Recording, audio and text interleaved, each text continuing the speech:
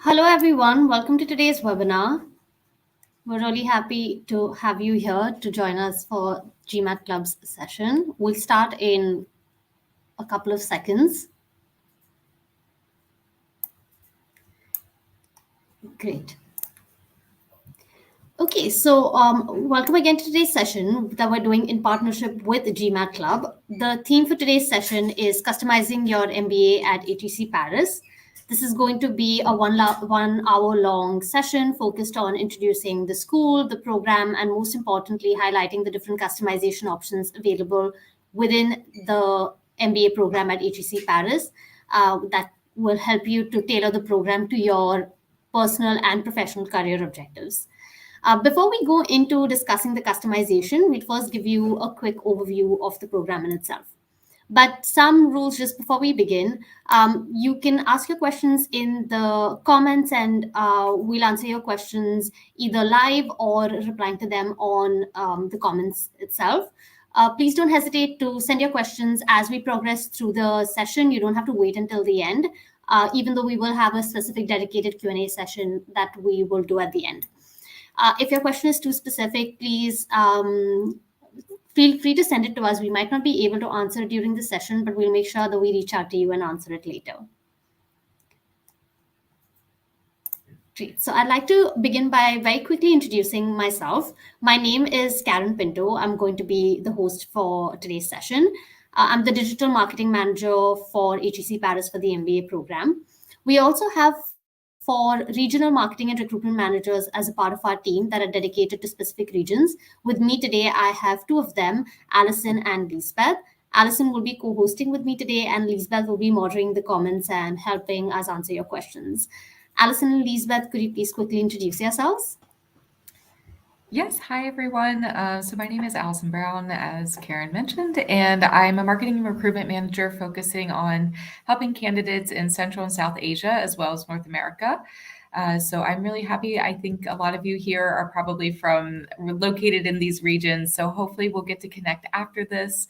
I really encourage everybody to get in touch with us. We want to hear from you and we want to connect with you directly. So I'll turn it over to Lisbeth now.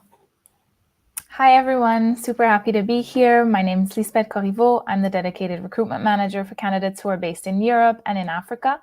So really happy to be here. Looking forward to the conversation and answering your questions as much as we can, both in chat and live.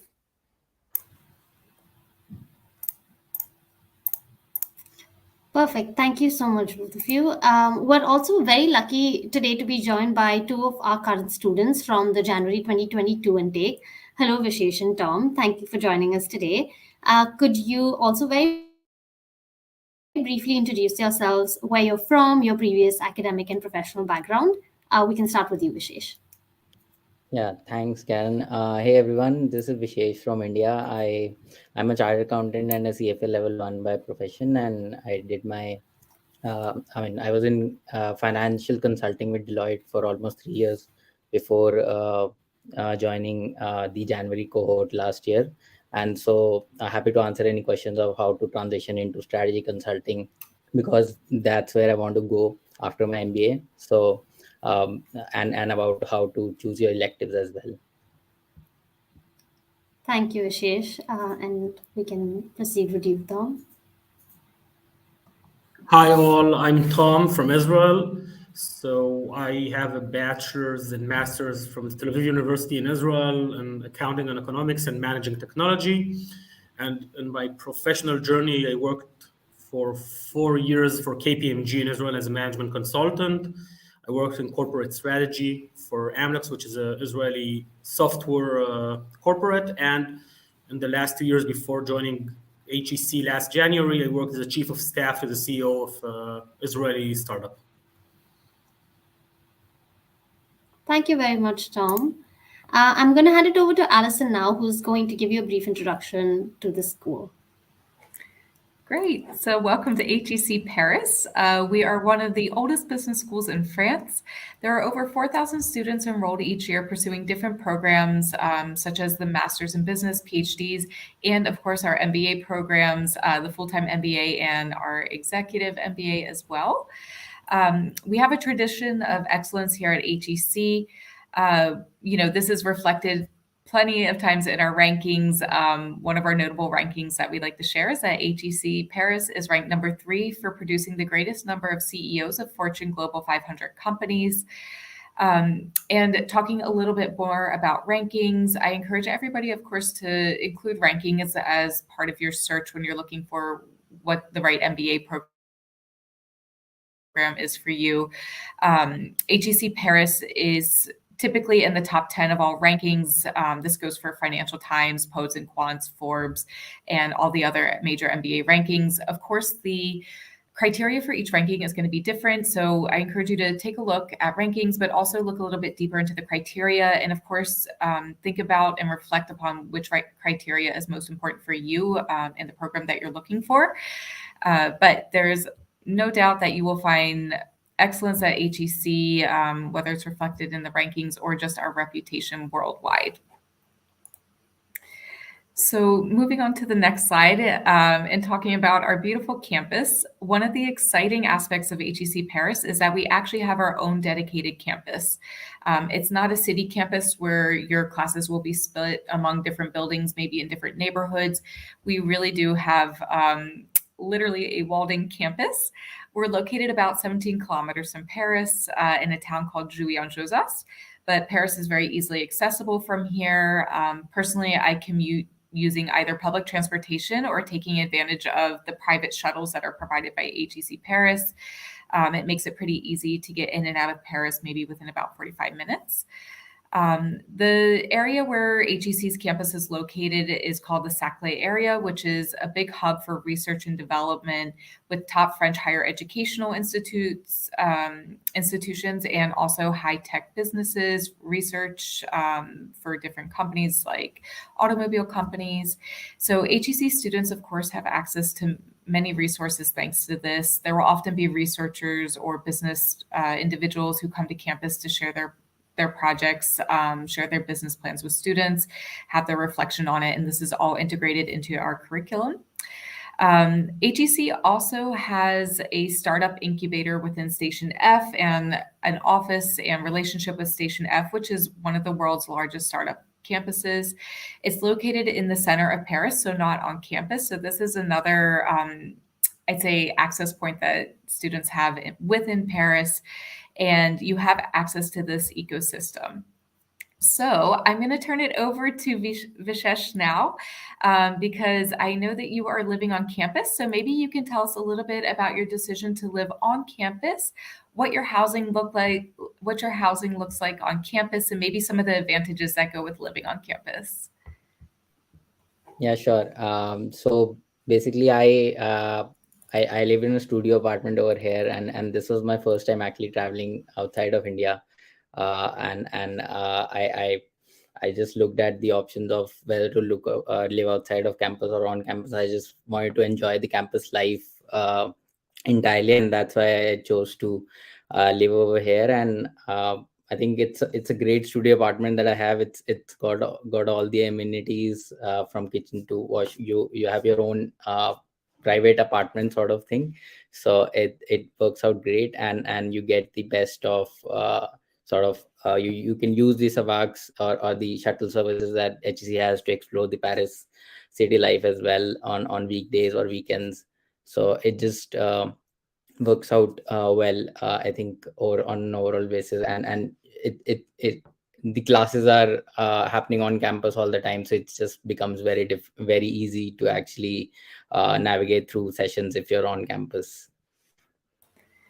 Great. Thank you so much, Vishesh. And Tom, I know that you actually live off campus and neither on campus or in Paris. So maybe could you tell us a little bit about when it went into your decision to live where you live? I won't spoil it. And what your experience has been living off campus. Yes, so indeed, I live in Versailles. which is maybe the closest larger city to Jouy-Josas, where the campus is located. My main decision of not living on campus is because I live in Versailles with my family. I'm here with my wife and 2 daughters. I am older than a typical MBA student, and I have an older family than any MBA student. And really, what we were looking for is somewhere that would be a bit more accessible and will have like more what to do and things like. So we did want maybe a larger town, and that's the reason we didn't find ourselves living in Jouy-Josas, which is a smaller, very small town. But we didn't want like the very, very large city like Paris. We wanted something quieter, and we were very, very happy with our decision. Awesome. And I heard that you've been taking advantage of Versailles and showing also the other students in the program all that Versailles has to offer. Yes, actually, a few weeks ago, I had the privilege or the chance to lead kind of a guided tour in the center of the city, because everyone knows the Chateau, which is one of the most famous spaces in France. But then there's a club called French Connection Club, led by students on campus, and they arranged a tour, and we went, and I showed off mostly the city market, which opens a few days a week, and I like cooking and food very much, so I'm really happy to live 5 minutes from there. But then I also had a chance to show people a few of the historic places in the city center which aren't as known as others, like the Royal Hospital or the first girls' high school in France, actually.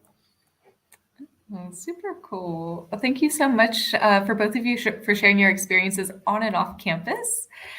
So next, we're going to jump into taking a look at what the class looks like. So HEC's MBA program has a very individualized approach with a small class size of just under about 300 students, typically split into 2 intakes, a September intake and a January intake. Diversity is one of the aspects of the HEC MBA program that makes it so unique. About 94% of the current class comes from outside of France. So if you don't feel like you have roots in France yet, that's absolutely okay. You will not be alone in that. Most of the students who come to the program don't speak French and don't really have a network here yet. So you will certainly not be alone.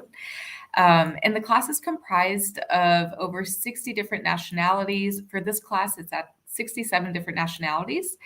And our diversity is also represented not only in the nationalities of our participants, but also in the background of students prior to joining the MBA. We've had doctors, Air Force pilots, certainly consultants, people working in finance, rugby players, professional pianists. Really, diversity goes beyond just where all of our students are coming from geographically. HEC is also very invested in supporting more women in business. Our current class has 37% women, and we are really always looking to increase this number. So please, for all the women out there, we love to see your applications. We really try to incentivize you to join us with scholarships. There's a Forte scholarship, which is directed only at women. And so just taking a look at a few of the other stats here. So the average age is 30, average number of years of work experience is 6. This is only an average. It means that half of our students are above and half are below. If you ever have a question about kind of where you fall, or if maybe you don't see yourself reflected in these averages, it's absolutely okay. We really encourage you to reach out to your marketing and recruitment manager. So it might be me or my colleague Lisbeth, who introduced herself, or one of our other colleagues. But we're here to talk to you on an individual basis and see, what timing is appropriate for you, or what our advice is when you're applying. So really don't be intimidated if you don't see yourself in that average. And then the last average that we have here is our GMAT average, which is 690. Again, this is an average, so some people are above, some are below. If you have questions about this, we really look at your application holistically. GMAT isn't everything, so of course, please talk to us about your GMAT score or your GRE score as well. So I'm going to turn it back over to Vishesh and Tom. Does one of you maybe want to speak a little bit to the diversity that you see represented in your class, or is this one of the reasons that you chose HEC? How do you see this kind of playing out on a day-to-day basis in your MBA? I'll let whoever wants to start go first. I can go first. So I think the diversity for me was one of the major reasons why I chose HEC as a target college, and it's turned out to be exactly or better than what I expected it to be, because I mean, every study group that you're part of, HEC really focuses on bringing out your own diversity in any study setting or any group setting that you're part of. It would not happen that I have another someone from the same nationality from in the same study group. So they would make sure that if you have a group of 7 to 8 people, then everyone is from a different nationality or a different background. So they just bring in a unique perspective to that, and you would even in the classroom setting, you would see that people from 50 to 60 nationalities would be there, and even people sitting next to you would be not from the same nationality. So I guess HEC not only focuses on bringing those nationalities together, but also making sure that you get the best out of that as well, because on a day-to-day basis you get to interact with people from across the globe and just learn from their different perspectives, I guess. Yeah. Over to Tom. Yes, it's a funny question for me because I just finished half an hour ago a class about diversity and inclusion. But indeed, I think for me, there are a few numbers here that I really relate to and were part of my decision coming to HEC. I think it starts from the smaller class, which is, it's written here 320, but it's actually half of that, because you come and you're all September or January, and then you have a chance to actually know the people from your class, and then the people being from 65 different nationalities, or like in January 22, really comes into effect, because if you have people from 50 nationalities, but 80% are Americans and 20% are one or two from each nationality, it's different than having really a diverse group of people where no nationality exceeds like a certain number. And that's, for me, I always say it's the first factor I mention when I speak about my experience in the MBA.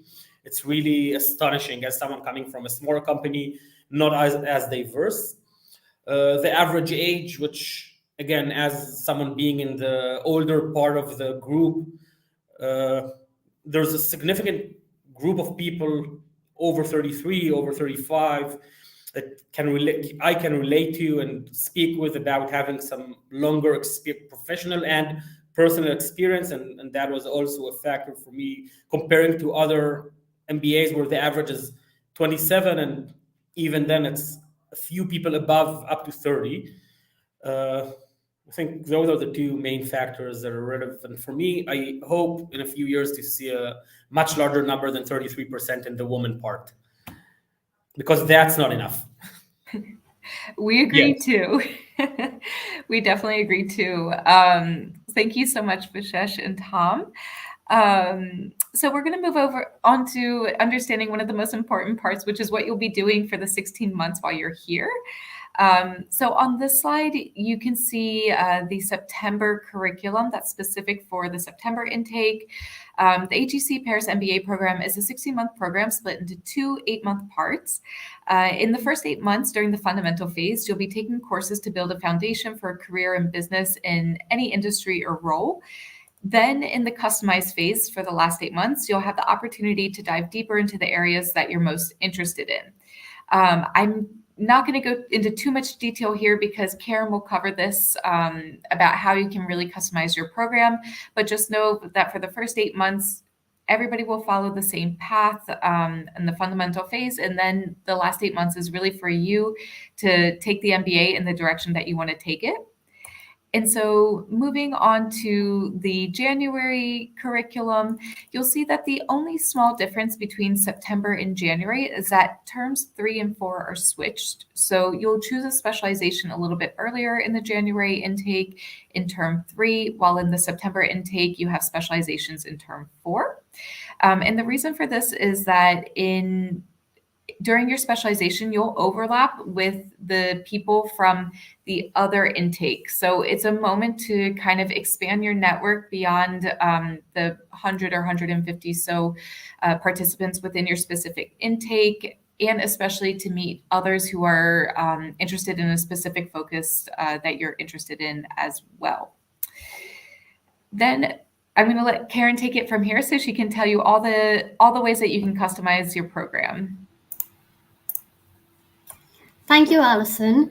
So as Alison mentioned, customizations are a part of the second half of the MBA in term 3 and 4. So our MBA program offers a range of customizations that you can select from, both academic and non-academic. What I'm going to be presenting to you are some of the academic customizations, but we will also discuss the non-academic parts of the program where you can customize your MBA through different other extracurriculars. So on the screen, you'll see customizations that give you the opportunity to study and live in another country, which include the double degree, joint degree, and international exchanges. The double degree and joint degrees allow you to obtain 2 degrees from 2 prestigious partner institutions. So this is a great opportunity to be a part of 2 alumni networks, HEC and the partner institution that you choose to go to. With the double degree, you do 2 terms at HEC and 2 terms at the partner institution. You apply independently to the partner institution. With the joint degree, you do 3 terms at HEC and 1 term at the partner institution. However, in the joint degree, the 1 term that you do at the partner institution is equivalent to an entire academic year. So if you choose to do a joint degree, your entire MBA program will be slightly longer than 16 months. The third option is to do an international exchange, wherein you get the opportunity to live and study in another country. It's a classic study exchange opportunity. If you're interested in potentially, say, moving to another country in the future, you know that you are looking for a career or job in a specific country that you haven't had the chance to experience before. This is a good opportunity to already start building your network there, experiencing the country, and just getting used to the lifestyle in that country. And also this is, you can go on an exchange without the additional investment of applying to another school as in the double degree or the joint degree. So just for you to know, this is not the entire list, but some of the partner institutions for the double and joint degrees. The list of the exchange programs is quite extensive. We will put a link to it in the comments. So you can go to our website through that and see the list of all of the exchange partner universities that we have. Okay, now to move on to another set of customization possibilities within the MBA. So first you'll see that we have specializations. Now we have 7 specializations that you can choose from. It can be based on a topic you're just interested in learning more about, or if you're looking for a career, if you're looking for a career switch, you can take up a specialization that aligns with your post-MBA career goals.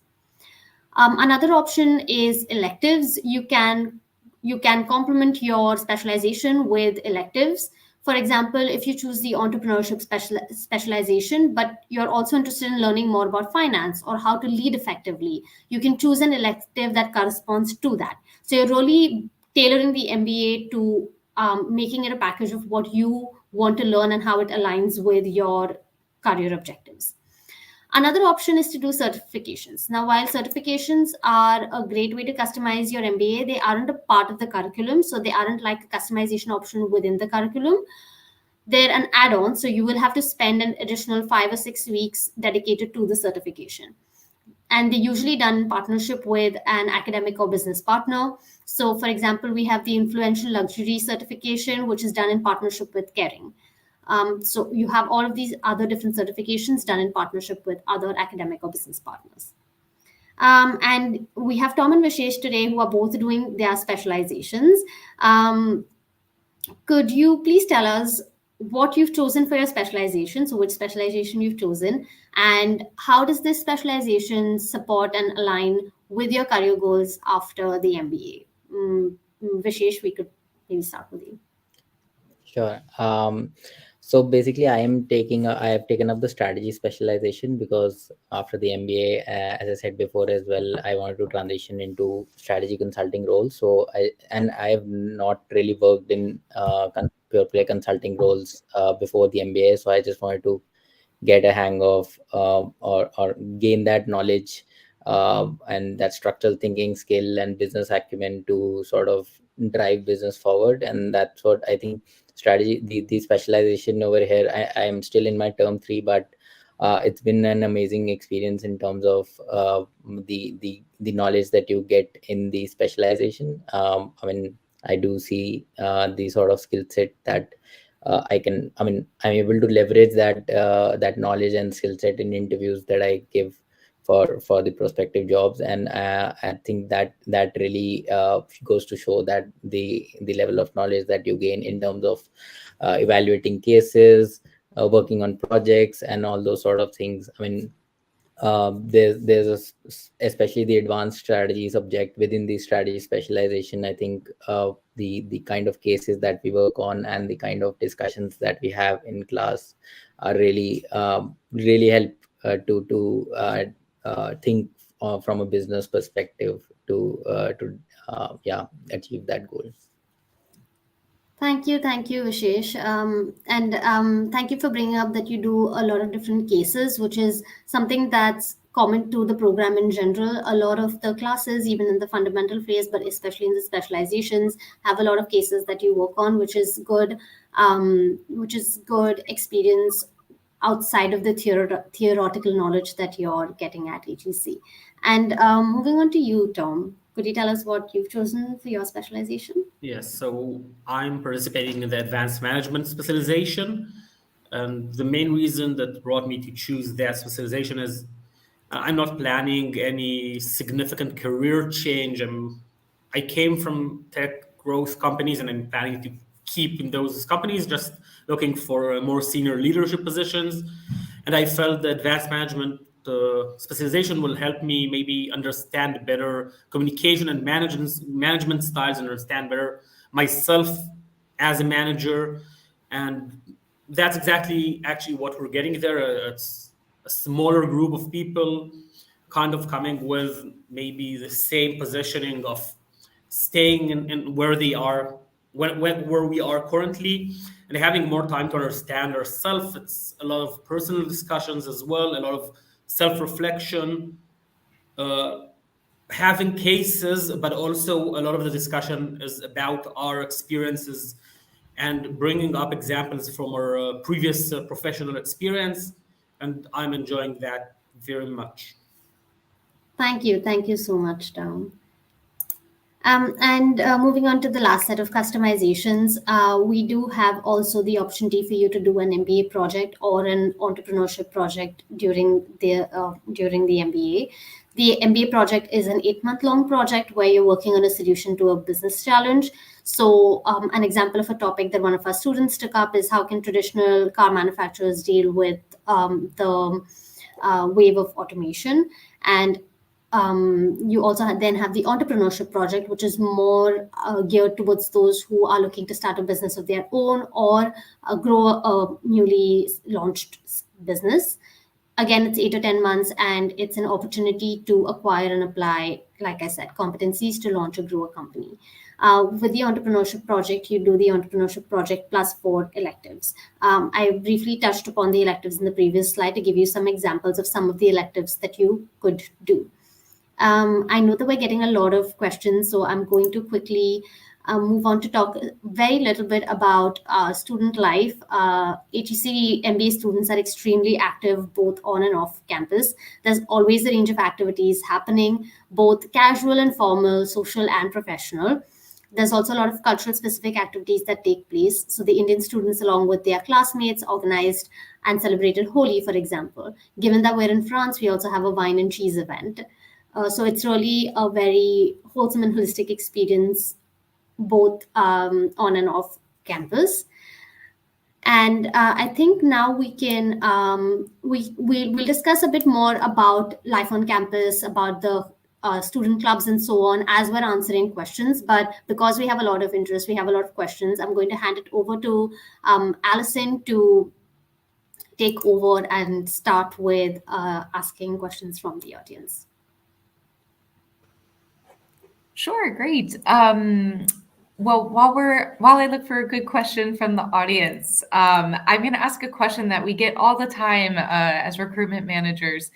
Vishesh or Tom, if either of you feel like you want to answer this one, how would you describe the vibe within the HEC MBA community? Is it more collaborative or competitive? What do people wear to class? How would you kind of describe the feeling at HEC Paris? So I'll take this, if it's okay, Vishesh.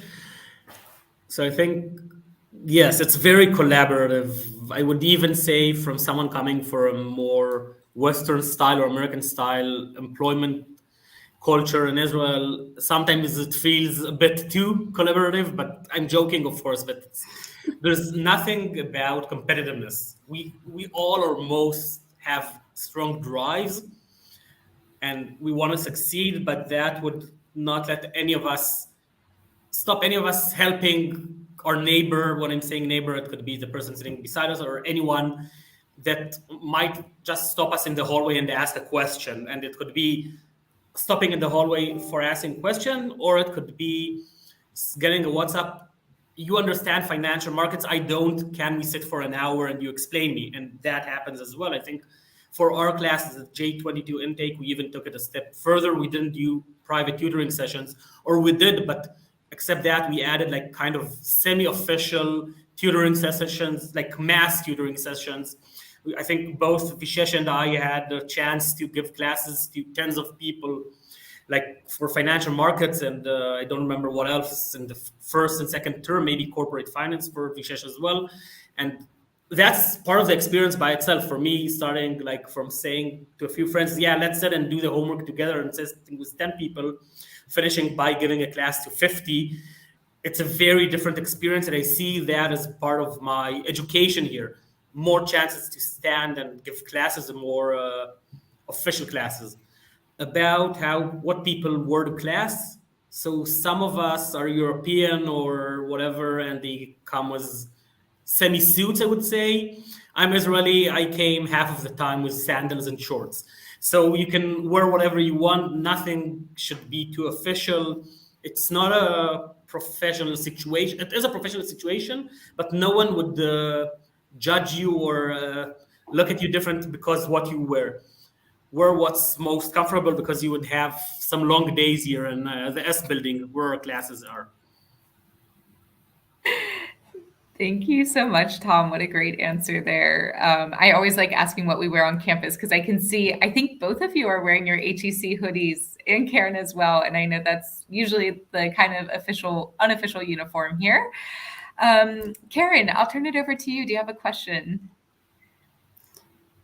Yes, thank you, Alison. I think we went through the electives, but we didn't ask Tom and Vishesh the electives that they've taken, and I'd like to touch upon that and ask them which are the electives that you've chosen, Vishesh and Tom, and are they electives that sort of go well with the specializations? What was your decision-making process like when you chose the electives that you chose?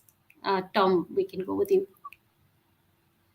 Okay, so indeed, I did choose, at least for some of my electives, to keep the line of my specialization. So I chose, I think, 3 out of the 8 really keep my specialization. It's about managing in organizations, leading in diverse world, like questions about like how do you manage and how do you communicate, because I can't pronounce the third one because it's something in French, and that I don't speak, or not more than very basic. And except that, I did take a few 2 electives that are more tech industry related, because that's the industry I came from and plan staying in. And the last 3 just more scattered around, like in stuff that sounded interesting, worked with my schedule, were online, stuff like that. But I'm sure sustainability in sports would be very interesting. So it's not connected to anything else. But I like sports, so, and sustainability is nice. So let's try another thing. That's the way I saw it. Like having a basis, which is 5 out of the 8, and then 3 more like sporadic. Thank you, Tom. And what about you, Vishesh? Yeah, so actually I followed the exact opposite approach of Tom. So I've taken up the electives that I won't get the exposure to, I think I've not had the exposure to till now, or I might not get the exposure to later on as well. So I've taken up electives in energy.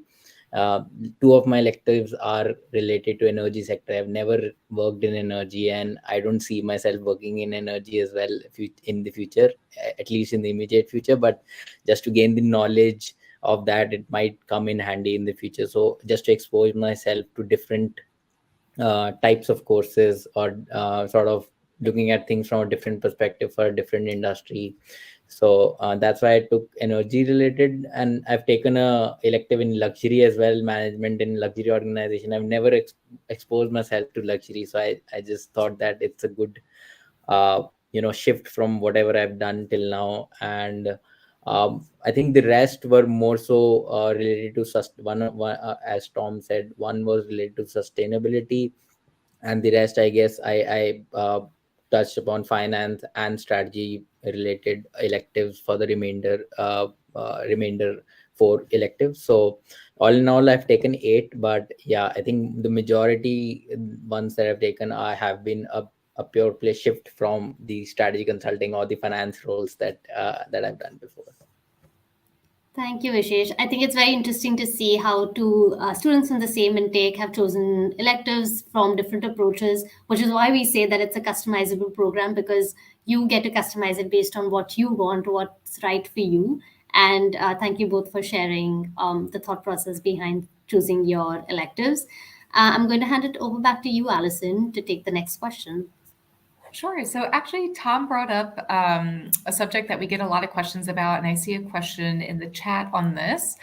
Is knowledge of the French language necessary? And maybe I'll ask you to specify, is French language necessary to live and function on campus, enjoy Paris and being in France?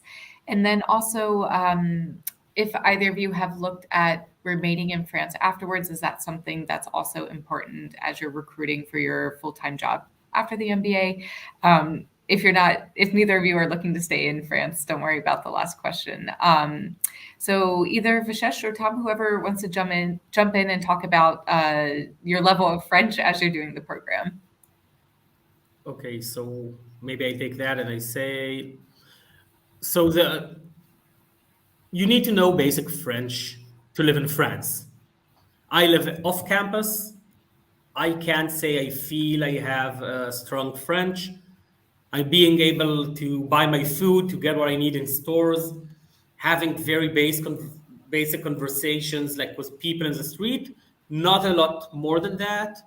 And being honest, I'm not looking for a lot more than that. Even if I'll stay in France, I'm not sure, it's not my main target market for post MBA. It would be only in companies that are very English focused. For being on campus, you can spend a year, the 16 months, without speaking a word in French, more than bonjour in the morning. The most common language here is, of course, English. I think the one after that would be Spanish, and only after that maybe French. Like, about what would you hear in the hallways?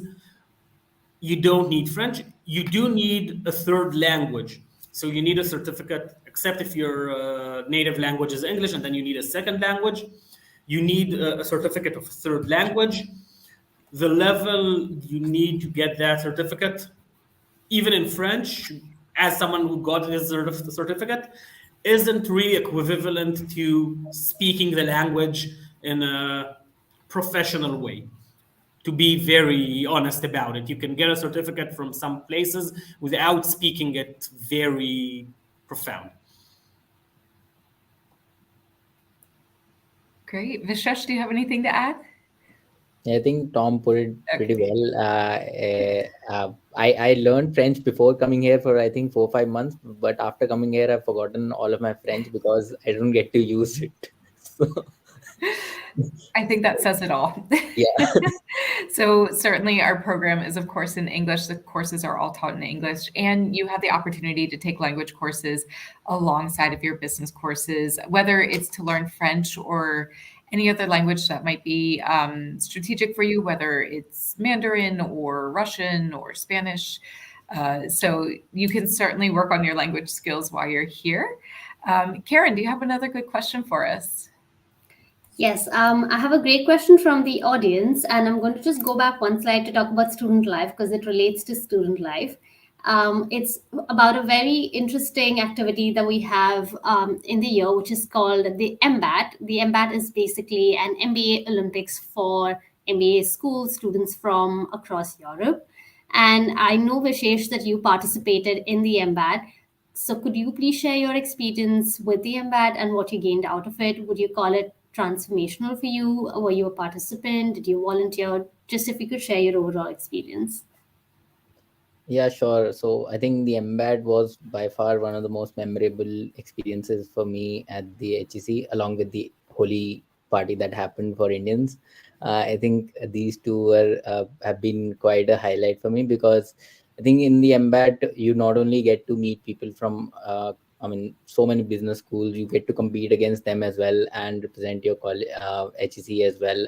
And like I played table tennis and cricket, and I try to play badminton as well, but apparently there were a lot of people who were very good in our cohort, so I couldn't make the cut.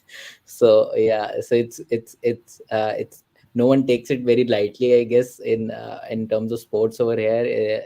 It's quite competitive, and you do see the competitiveness coming out on the field as well in the event. So I think it was all in all an amazing experience. When I played cricket, I think we played against Oxford. And it was an amazing match that we had. So, and even the the dance competition that happens, the face off between dance clubs of different colleges and the band face off between different colleges is an amazing experience to actually just be there and have a it's pleasant on the eyes actually to just see so much talent on campus all of a sudden. So it's I think all in all it was an amazing experience, truly memorable.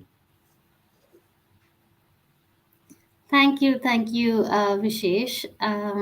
Alison, again, back to you. Is there any other question you'd like to ask them? Sure, maybe kind of a follow-up question to that. How have clubs played a role in your experience at HEC, whether you were part of a club or maybe if you can talk about some club activities that you participated in? Maybe Tom will turn that over to you if you have anything to add.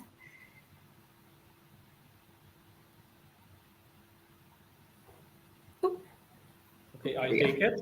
So during the program, I participated in two main activities, mainly of two clubs, the tech club and entrepreneurship club.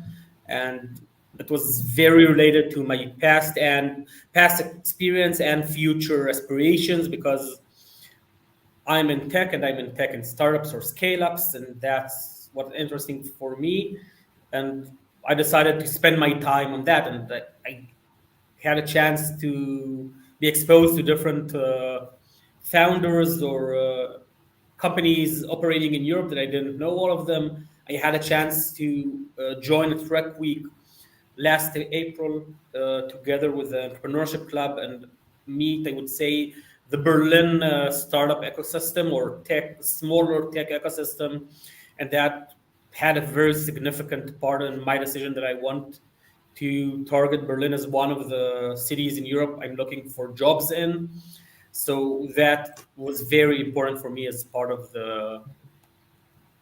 my experience. And together with that, I wasn't an official part of the French Connection Club, but as I told you guys before, I had a chance to take like my love to food and my knowledge of the play with Versailles where I live and guide a tour for the club.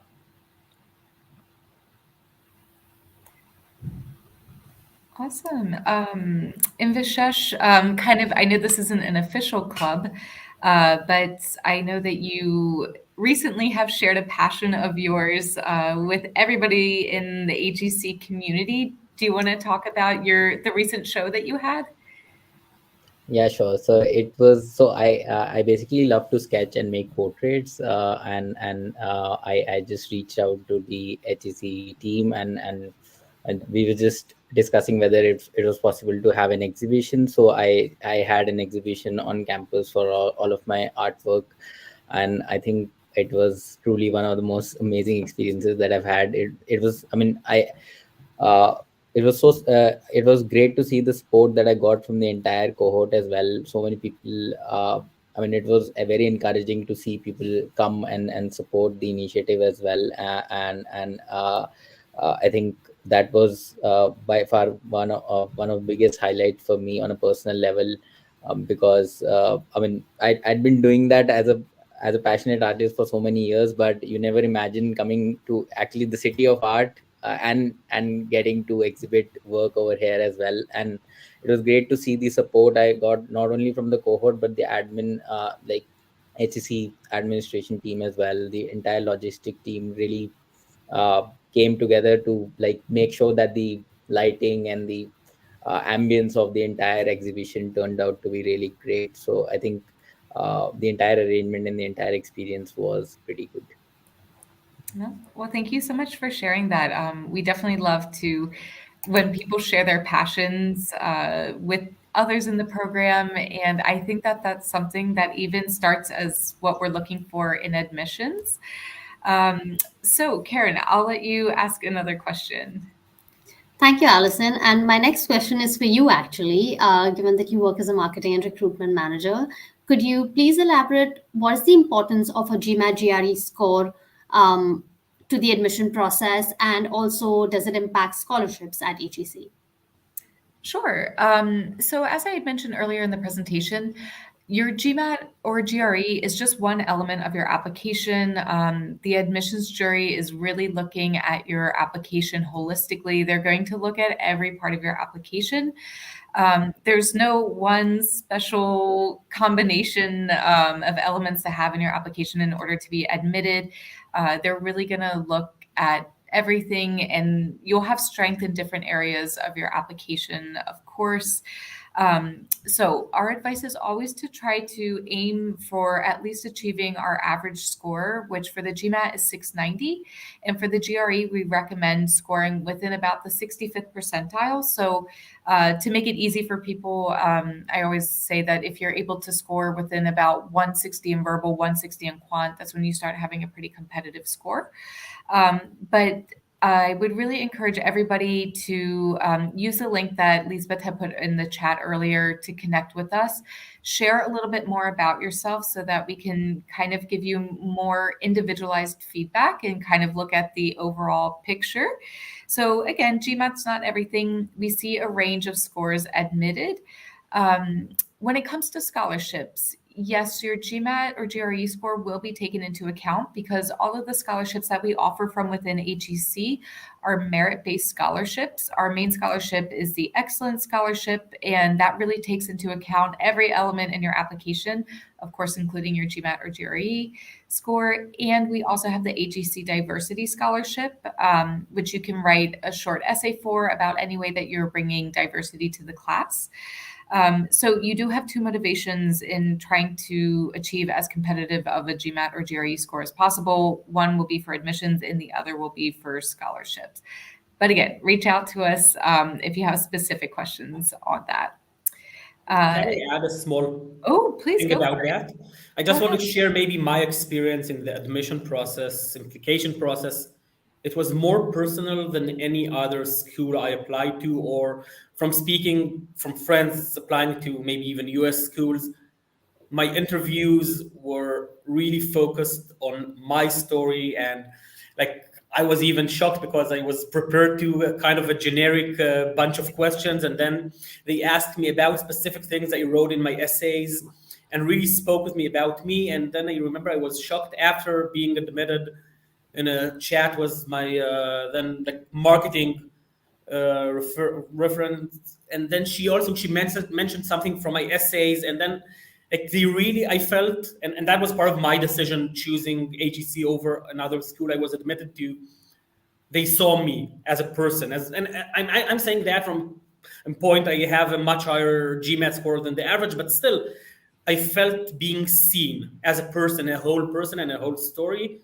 And I think it goes with being a smaller class and being here somewhere in the woods, like in the middle of like a small town in France. And really, I felt like the whole story is examined, not a GMAT score. Thank you so much for adding that, Tom. And I'm really happy to hear that all the work that our team puts into connecting with everybody at the candidate level, we follow you all throughout your admissions process. And I'm glad that that's something that you see and that really touched you in your experience. That's our goal here. And it's true that the smaller class size really does allow us to have an individualized approach, even at the application level. So our application process, as I mentioned, really is designed to see who you are, see what excites you, what passions you have, and how that will come to class. And we hope that, it's something that you'll bring with you and share here. So Karen, I'm going to turn it back over to you for another question. Yes, thank you, Allison. I think we've discussed a lot about the customizations and spoken a lot about topics related to that.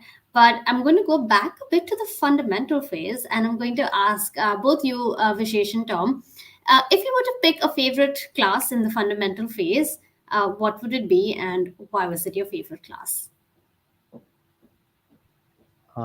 Yeah, I can go first. So I guess for the entire 2 fundamental phase, I would have to pick 2 experiences. One was the NegoSim at the inception of the program itself. So it's a simulation based. You put in for 3 days. You put in a simulation, and you have to sort of you're given charge of a company, and you have to make all the decisions for that company. And it's you've not even been exposed to the MBA life, and it happens before the MBA. So it's sort of you're actually in an environment where you're basing your decision on the knowledge that you have in an environment that is new. So I think it just helps you to push yourself a lot. So I think the entire experience was really amazing, those 3 days. And apart from that, on a subject basis, I would say that strategy for me really stood out, as because it was my first time to actually be in an environment where we are given a case, we have to study it for in the previous night or like couple of nights before, and like discuss it or debate about that particular company or that particular case in the class, in a cohort that is so diverse. So everyone just pitched in with such diverse perspective about how to think about that particular company. So I think that entire and the professor really directed the discussion in a very coherent manner. So I think the knowledge that I gained, or the business sense that I gained during that particular subject was what pushed me towards strategy specialization as well. Yeah. Thank you, Vishesh. And Tom, what about you? Which one was your favorite class? So I have one common class with Vishesh, which would be the strategy class. And that's even so, I did have a strategy class before in my master's in Israel. I worked a bit in corporate strategy. I didn't love it, but still we had a very, very good professor that was able to engage the class to very interesting discussions, all case-based, but it was really a chance to have interesting discussions. And I like that because I think the main value we can get in the MBA is learning from our peers and from discussions, and not only from textbooks. So that's the reason I like that very much. And I also liked very much our OB, or organizational behavior class, in the second term. Again, a lot of discussions between people, getting to know people better, getting to know ourselves better, understanding communication styles and management styles. And as probably already understood, that's areas that really interest me. And that also helped me to decide going to the advanced management specialization. Thank you so much, Tom. And I think we have maybe 5 or 6 minutes left until we have to end this session. So, Alison, I'm going to hand it over back to you for a final question, perhaps. Sure. So a question that we love to end on is, Vishesh and Tom, what are some parting words of advice that you would give to everybody watching the webinar who's hoping to apply to HEC? So maybe we can start with Vishesh.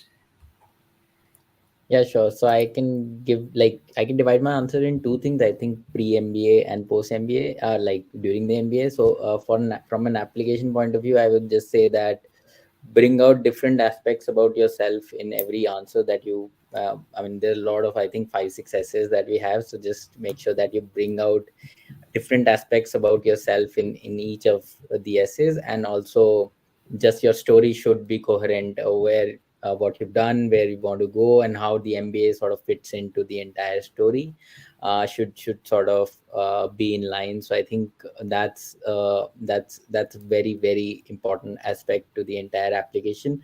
And just be honest in the entire, because the college is looking for to you to fit in, and you are also looking to fit the college, right? So it can't happen if you're dishonest with them. So I think just make sure that you're bringing out different aspects about yourself in the entire application. And during the MBA, I would say that uh, there's a lot happening on campus all the time. There's a lot of events and a lot of things that happen. So just uh, make sure or focus on what's your priority, because obviously everyone would have their own journey. So just focus on what's important for you, not get affected or influenced a lot by what's happening around you. So it's important to stay focused on what's important for you, learn from everyone, and then sort of take a decision as to where do you want to go and what's important for you.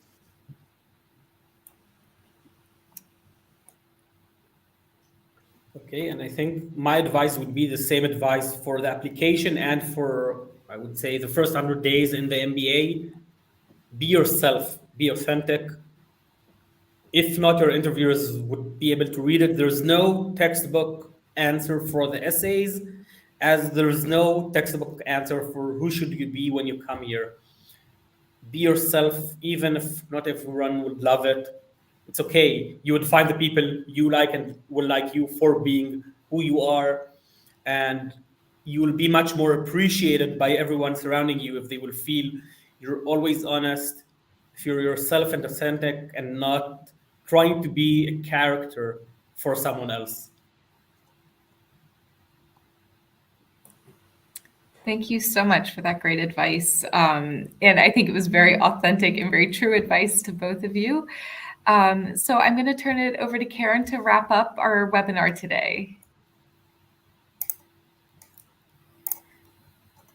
Yes, thank you, Alison. And just to end the webinar, we always tell everyone that's interested in the program to connect with us via our website. You'll see that there's an online form on our website.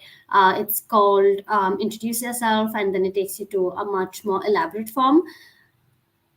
It allows us to get a better idea of who you are, so we can actually help you through the application process. We can give you more personalized feedback and recommendations, and even potentially schedule a one-on-one meeting with the marketing and recruitment manager that is responsible for your region. So it could be Alison or Lisbeth or one of our other two marketing and recruitment managers. This is not a mandatory step in the application process. It's just something that we recommend so that we can really help you through the process and give you advice and tips to help you with the application. I think Lisbeth would have put the link in the comments, so you should be able to access it from there. And finally, we would like to invite you to connect with us on Instagram and LinkedIn to see everything that's happening at HEC. Our Instagram is really the best way to get a feel of what the HEC MBA life is really like. When Alison earlier asked the question about what is the vibe at HEC Paris's MBA program, I think Instagram will give you a good idea of that. And LinkedIn is a great way to see sort of all of the career events, the networking events, the initiatives taken by the student clubs, and so on. It really allows you to stay in touch with what's happening at HEC Paris. And finally, I would like to thank everyone, first of all, for joining today, for participating in the session. And a special thank you to both of our students, Vishesh and Tom, for being so elaborate in their answers, giving great tips and advices.